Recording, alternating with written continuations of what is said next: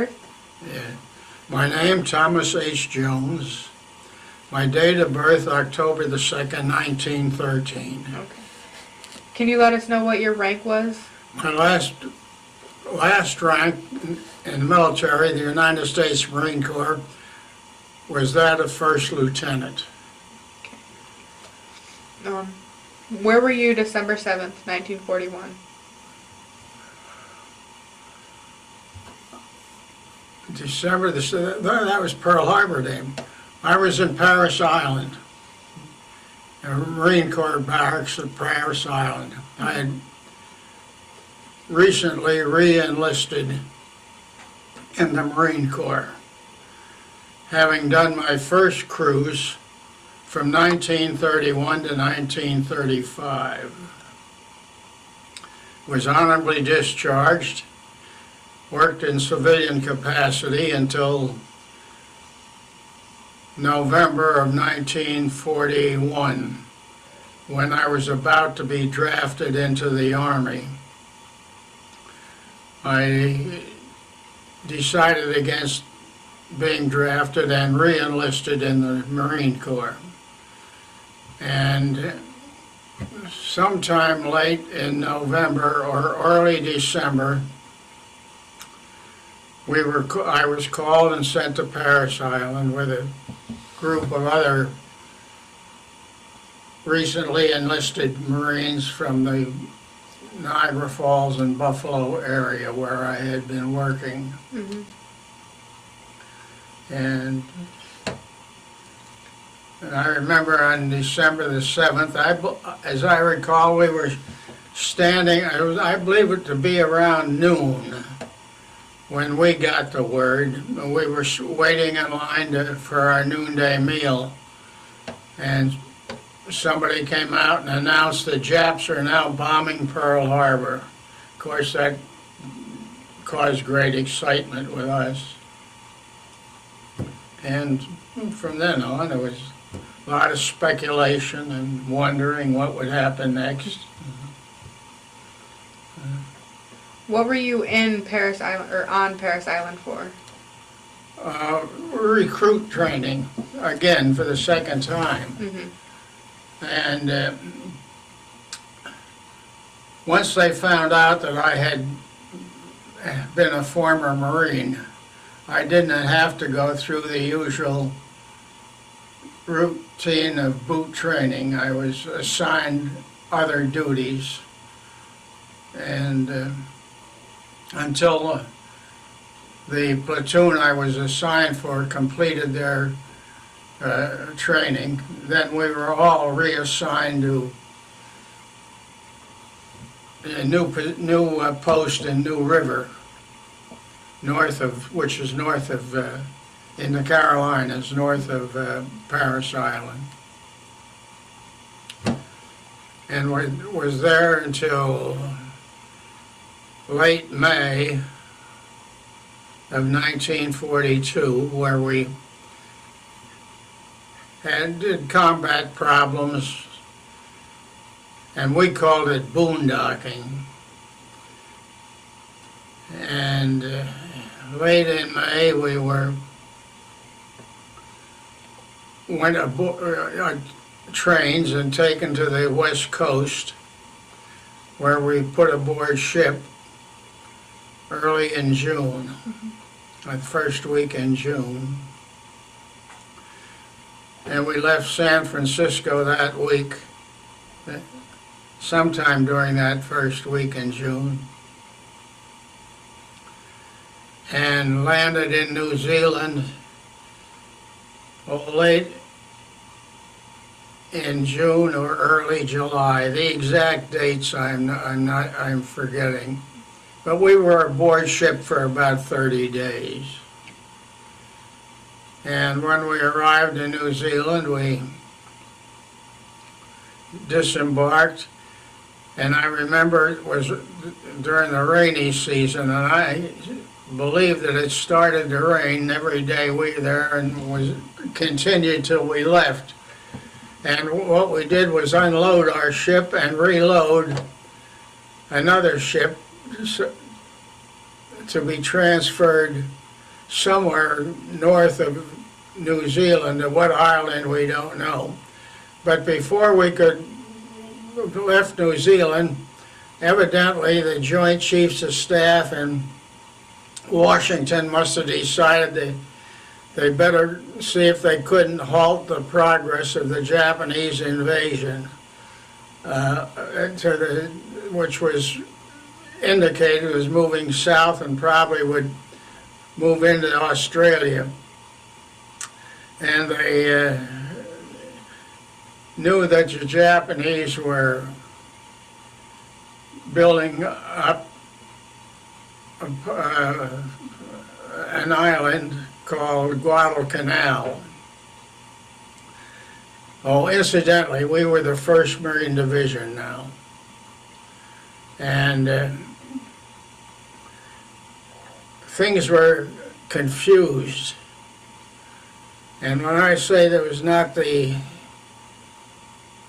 homegrown garden variety of confusion, this was confusion at confusion's extreme.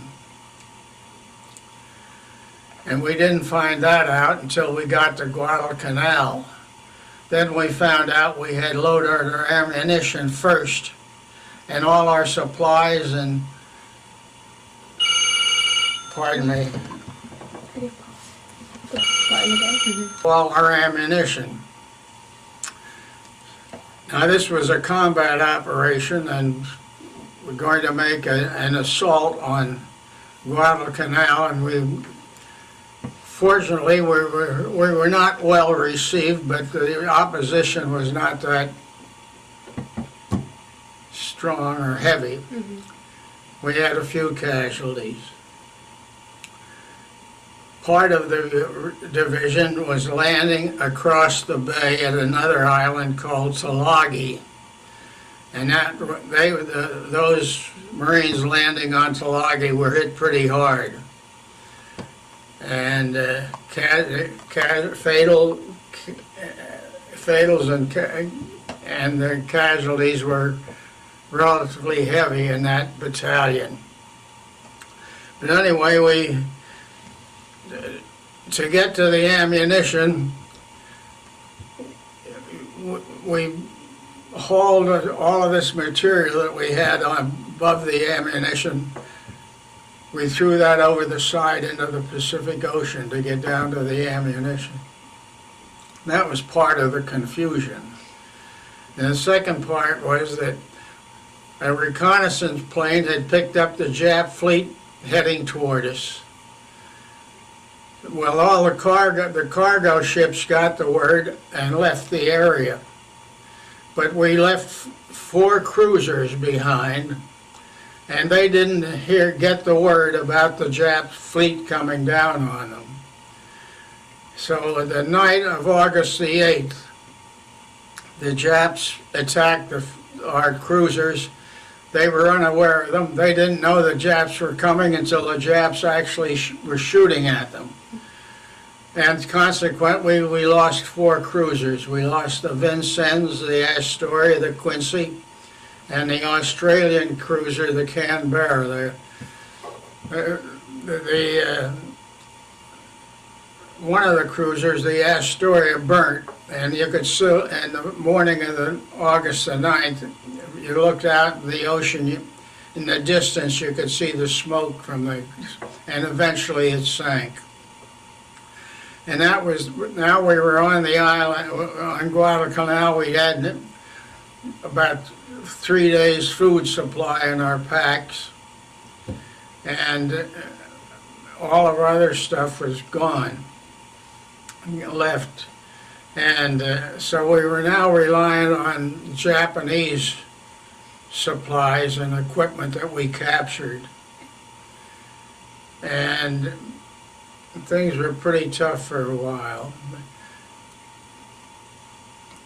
After the war was over, we understood that the Joint Chiefs of Staff in Washington had decided that they would surrender us. But President Roosevelt would not go along with that. And he ordered other plans which for the next 4 months, there was some very heavy fighting and battles at sea. And off the coast of Guadalcanal, the waterway there, they gave the bay the name of the Iron Bottom Bay. I think there's 50-some ships were sunk within a couple of months out there in these naval battles with the Japanese.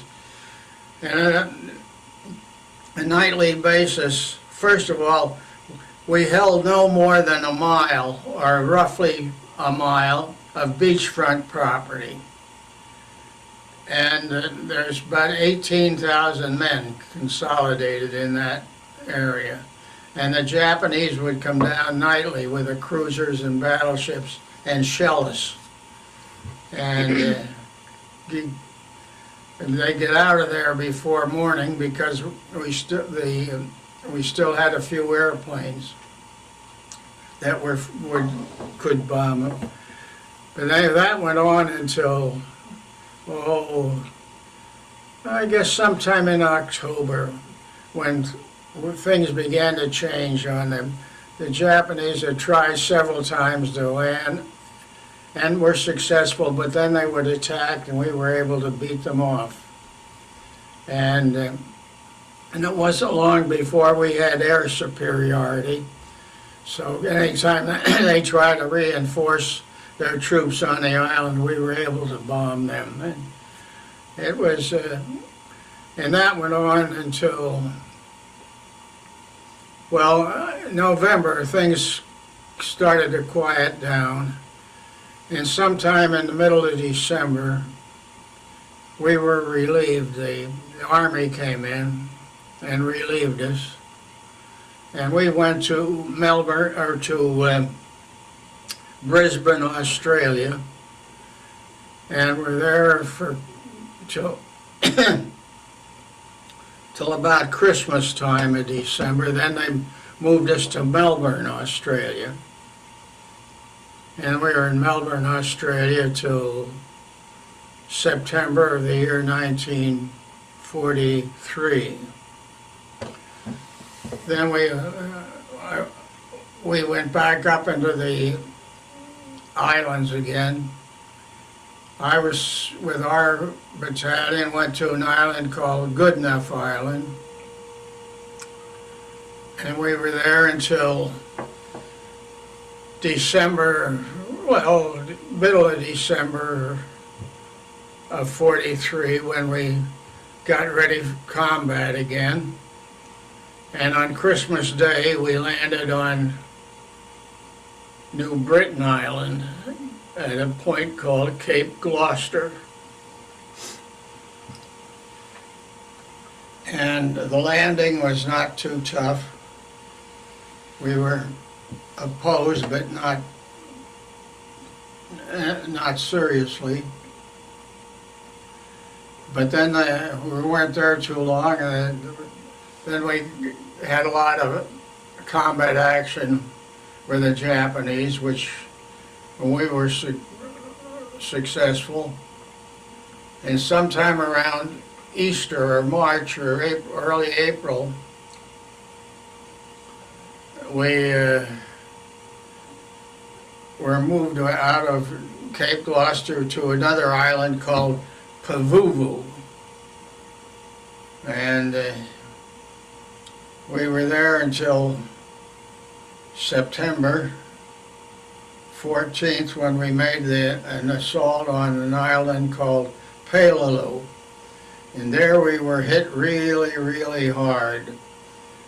Out of every 3 Marines that landed, 1 was killed or wounded, which is a pretty heavy casualty.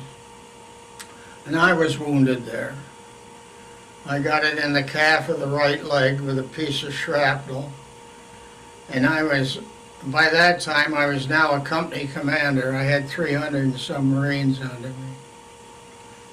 But I was only a company commander for about a day and a half. Then I was wounded and put aboard ship and we would take all the wounded on aboard our ship were taken back to Hawaii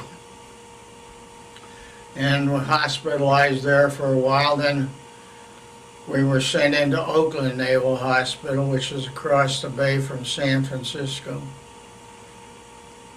And I was there for, in 1944. And sometime in 45, I was now reassigned to the 3rd Marine Division. And we were to make the assault on the one of the Japanese homeland islands in the Ryukyus chain. And about that time they dropped the atomic bomb. And so that was it. And I stayed in the Corps for another, year and a half or so, till 1947. War ended in 45, I think. And I stayed in till 47. And it isn't like it is today. The wages weren't there. You could make twice as much money working in civilian life. And if you were married and trying to raise a family, you needed all the money you could get as young people. So anyway, I resigned my commission. And that's about the size of it. So did you receive your first Purple Heart during World War II? Yeah, I received that on Guadalcanal. And I think I got that in early October. Wasn't serious. A couple of stitches and the sutures in the head. Something hit me in the. It wasn't metal. It could have been a piece of wood or a rock or something from this naval gunfire that the Japanese laid in on us. And that didn't warrant. The wound didn't warrant that I be hospitalized, or the more serious wounded Marines being taken off the island if we could get them off. But one thing about Guadalcanal, malaria, boy, we all got that. That is something. You get chills or fever, and you could be in the hot sun and a temperature well in the hundreds, and you get those chills, malaria, your teeth are chattering, and you're like cold, I mean cold. And then that lasts just so long, then you get a fever, and you think you're going to boil over, it's so hot. And well, then it wasn't long after that they came out with a new drug called Atabrine, which was a preventive for malaria. Malaria is carried by a mosquito. And I think it's the Anopheles mosquito, I'm not sure. But if you had malaria, it's in your blood, and the mosquito goes in and he siphons out a little bit of your blood, and he goes beat somebody else. Now he's transmitted that malaria to the next one, and that's how it spreads.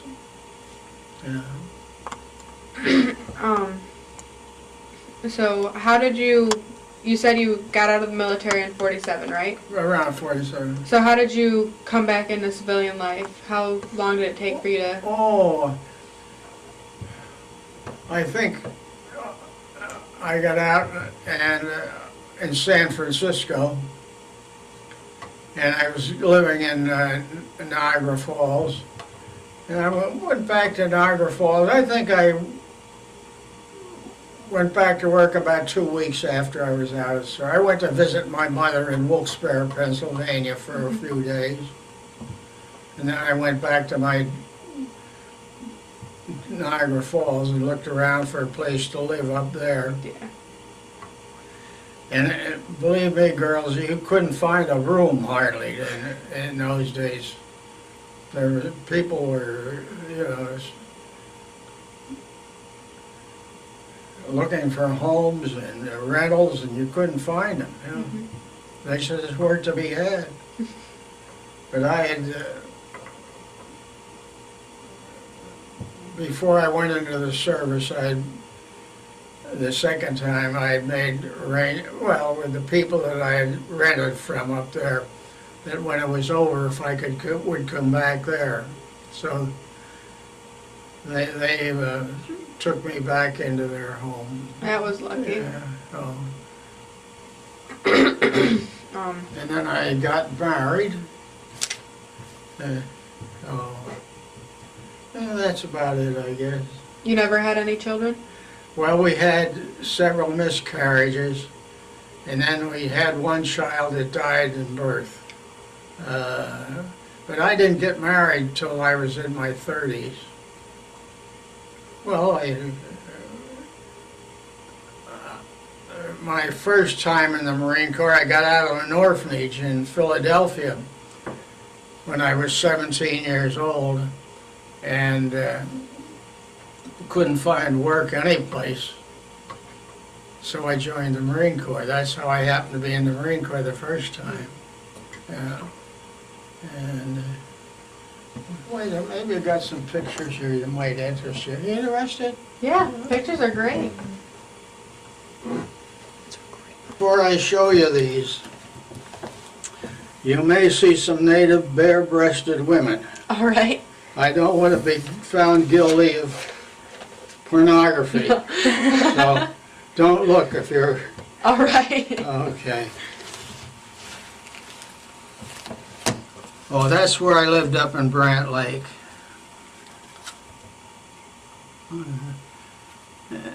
And that's me when I was in the service. Is this the first time or? That's the second time. This is the second time? Yeah.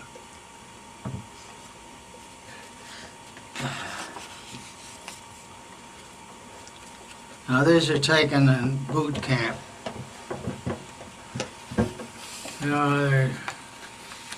These are not too interesting. Yeah. That's pictures of the boot camp.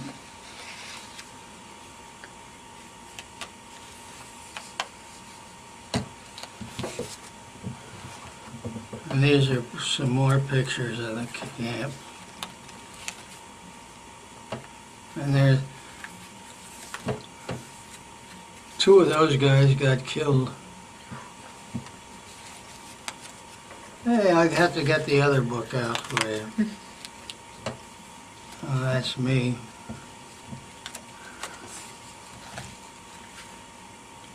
Now, these pictures were taken on Guadalcanal. So did you carry a Kodak camera with you? Oh, no, we weren't allowed cameras. Oh, you weren't? No, So somebody else just had one and took Yeah. pictures? Yeah, here's some, I don't know, I can't see. I don't know what they're natives or they, oh, that's where we used to go down swimming in the Lunga. That's where we took our bath, the river in Lunga River in Guadalcanal. I think there's some dead Japs in there. There's one there that I shot.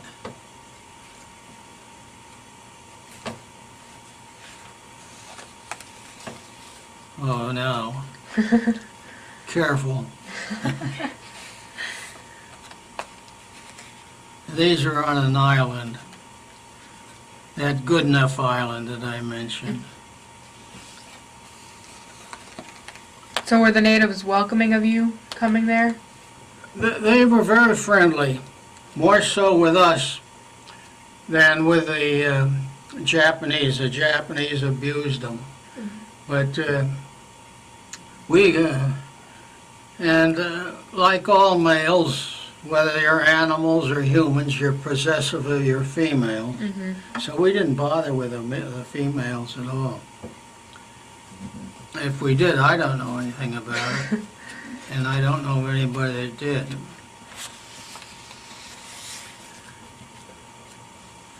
Now here's a kid that threw a grenade in the water and it killed all the fish. Wow. Now the Japs would never do a thing like that for them.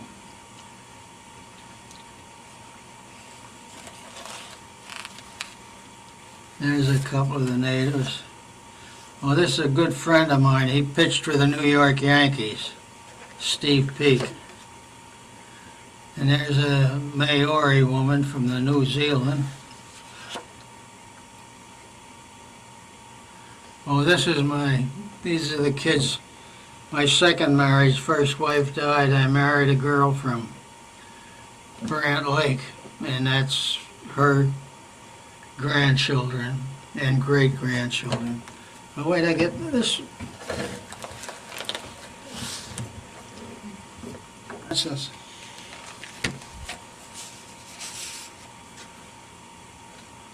Well, I don't know what that is. Oh, there's my first wife.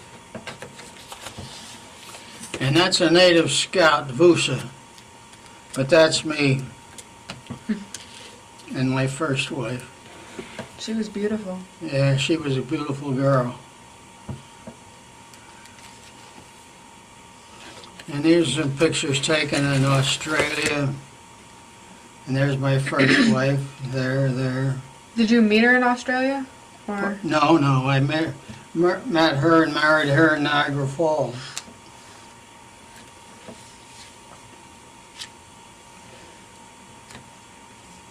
And there's what pictures of our wedding. And that woman could find a four-leaf clover like nobody did. Put her down a seat and a lawn, and she'd come up with a four-leaf clover.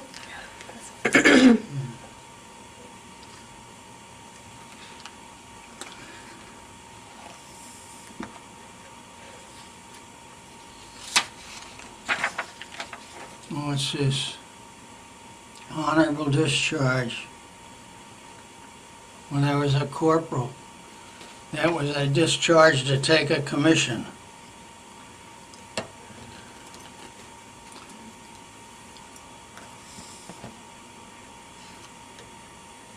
And that's a picture of me going fishing. These are some family pictures. And these are people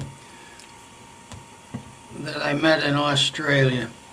Why, they were they came to visit me in the United States. Boy, they were wonderful. There was one of the daughters. They weren't very beautiful kids, but boy, they were. And that's a picture of their home in Australia. Oh, wow.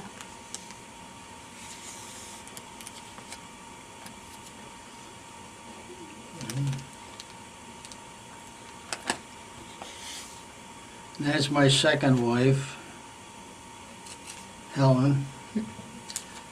We were up in years when we got married.